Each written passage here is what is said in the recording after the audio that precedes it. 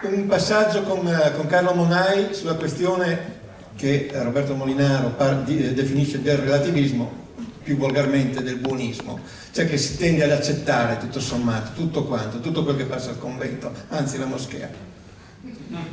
Ma guardi, io penso che la presenza di un crocifisso in un'aula delle nostre classi sia assolutamente un diritto irrinunciabile, così come non mi scandalizzerei se di fronte ad una classe multietnica con presenze di bambini che hanno una fede islamica, accanto al crocifisso ci possa essere anche qualche riferimento alla loro religione, perché io penso che in realtà il fatto di convivere sulla base di rispetto dei diritti fondamentali e il diritto di professare la religione è scritto in tutte le carte costituzionali occidentali e nelle convenzioni internazionali, comporti anche l'accettazione della diversità.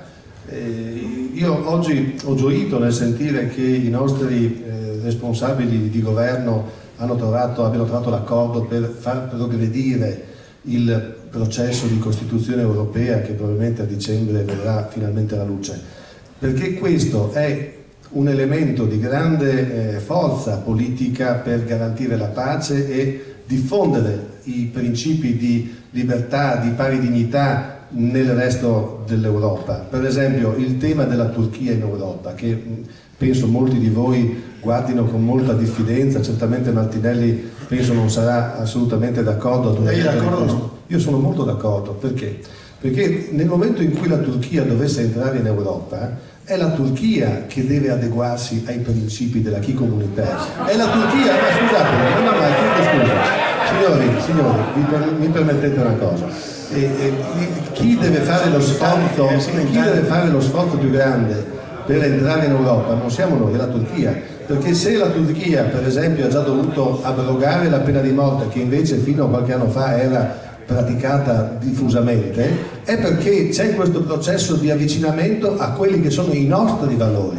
Se la Turchia nei tribunali non ha più la regola delle 2 donne per un uomo, è perché si sta avvicinando ai nostri valori, per cui se la Turchia un domani dovesse entrare in Europa, noi avremmo diramato i nostri valori delle libertà fondamentali dei cittadini, della democrazia, del libero mercato, ma questo è, diciamo, l'aspetto economico della vicenda che forse meno ci interessa, in un grande paese islamico che potrebbe esserci molto utile per diffondere quel messaggio di pace e di stabilità politica cui le cellule islamiche probabilmente sono molto lontane dal volere. Quindi la nostra forza è quella di trovare con gli strumenti della democrazia e della diffusione dei nostri valori le armi vincenti per debellare il terrorismo internazionale. Benissimo, grazie. Andiamo a Gottardo che accetterà sicuramente la provocazione, poi le faccio la domanda seria.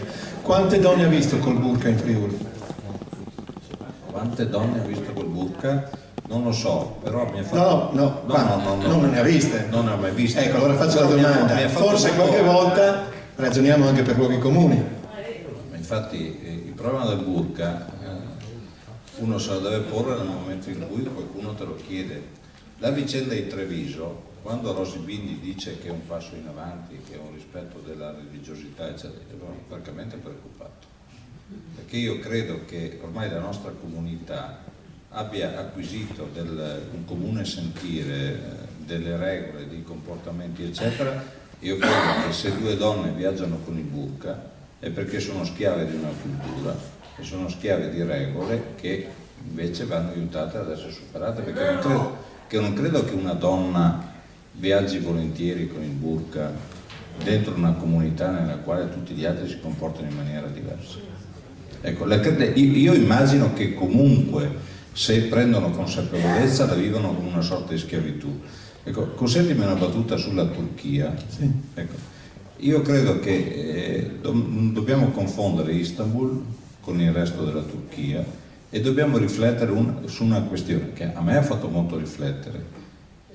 Anch'io avevo una grande convinzione che la Turchia potesse avviare quel processo che Monai diceva, ma proprio nel momento in cui la Turchia si avvicina all'Europa e l'Europa tende ad aprirgli le porte, quel processo di Ataturk trova un rallentamento.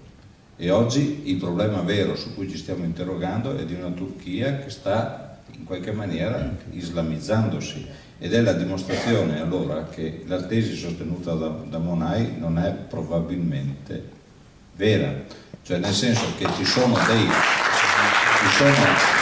fenomeni che si verificano probabilmente contro ogni logica. Allora io credo che anche lì nella Turchia ci siano nuove generazioni, ci siano giovani che la pensano in un certo modo, almeno la mia esperienza mi ha portato a constatare quelle cose, mentre invece c'è un profondo radicamento anche lì, che vede chi in Turchia vede l'Europa come un pericolo alla perdita dell'identità eccetera, e quindi ad una chiusura rispetto a questioni. Io credo che dobbiamo analizzare con molta serietà questa questione, perché 70-80 milioni fanno la differenza, e se i tedeschi sono molto preoccupati sulla vicenda Turchia perché i turchi li hanno in casa, io credo in qualche ragione ce l'abbiano. Benissimo. Allora, questi qua li abbiamo in casa oppure anni di politica filo-araba ci hanno risparmiato? Lo chiedo a lei perché Andreotti come sestico maestro in questo, Craxi ha avuto anche lui il suo bel da fare, siamo stati risparmiati e quindi continuare a fare i pesci in barile insomma può anche aiutare, dai. Beh, gli ex democristiani qua non sono solo io. Ce n'è più di qualcuno effettivamente. Ci siamo divisi nei partiti diversi. Detto questo, le rispondo subito. Volevo ringraziare il regista Martinelli che ha dato un segno diverso a quello che aveva fatto lei come domanda. Non era l'arabo moderato che moriva, ma era l'amore che sopraffava e quindi non era più utile alla causa. E un altro aspetto mi permetto di sottolineare, visto che dobbiamo commentare il film, che il mercante di pietre è diventato arabo e musulmano quando l'Afghanistan è stato invaso dai russi. Questo per dire che nella storia del mondo, dell'Europa che noi conosciamo meglio, ma del mondo, le sopraffazioni che sono venute spesso richiamando principi religiosi, piegando principi che dovrebbero appartenere solo alla coscienza individuale, allo spirito, a ragioni umane, politiche, hanno sconvolto la storia dei popoli. E anche il cristianesimo purtroppo è stato protagonista, al punto che a suo tempo anche il Papa aveva un esercito ed era un imperatore. Venendo alla tua domanda, sì, credo sia stato vero.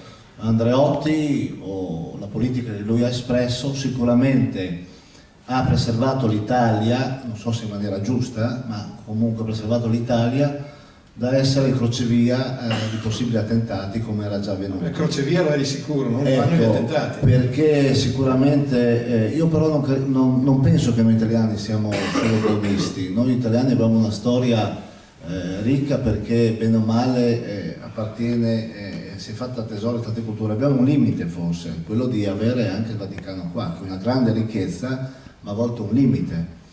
Per cui qualche volta, guardate, non sono, come dice l'amica Guerra, adesso i musulmani che ci chiedono di togliere il crocifisso, anche i laici, anche gli ex comunisti a suo tempo ce lo chiesero, solo che oggi assume un altro significato.